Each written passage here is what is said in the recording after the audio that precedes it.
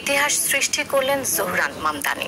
স্বতন্ত্র প্রার্থী অ্যান্ড্রু কুমোকে পরাজিত করে নিউ ইয়র্ক শহরে মেয়র নির্বাচনে জয়ী হয়েছেন তিনি।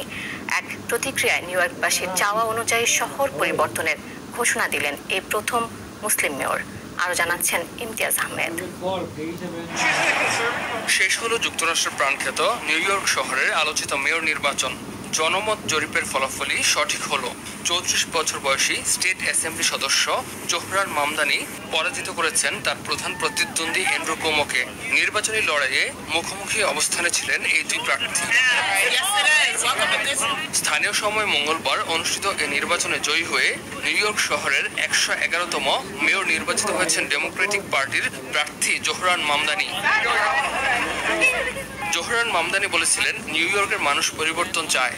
মেয়র নির্বাচিত হয়ে নিউ ইয়র্কবাসীর সে পরিবর্তনের শহর গড়ার কথাই জানিয়েছেন মামদানি, যেখানে সবাই পাবে সমান সুযোগ। নির্বাচনে মামদানির সঙ্গে স্বতন্ত্র প্রার্থী অ্যান্ড্রু কুমো ও রিপাবলিকান প্রার্থী কার্টিস স্লিয়াও ছিলেন আলোচনায়। তবে সবাইকে পেছনে ফেলে জয় হলো মামদানির। এতে শুধু মার্কিন রাজনীতি নয়, বৈশ্বিক পর্যায়েও জোহরান মামদানি হয়ে উঠেছেন আলোচনার মুখ্য বিষয়। জুনে অনুষ্ঠিত প্রাইমারি ইলেকশনে অভাবনীয় জয় পেয়ে লাইমলাইটে উঠে আসেন 34 বছর বয়সী এই রাজনীতিক।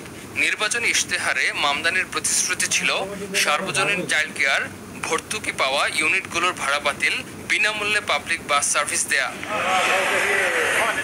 বিশ্লেষকরা মনে করছেন, এগুলোর কারণে জীবনযাত্রার ব্যয় বেড়ে যাওয়া নিউ ইয়র্ক একাংশের দারুণ সমর্থন পেয়েছেন মামদানি। ইমতিয়াজ আহমেদ, RTV।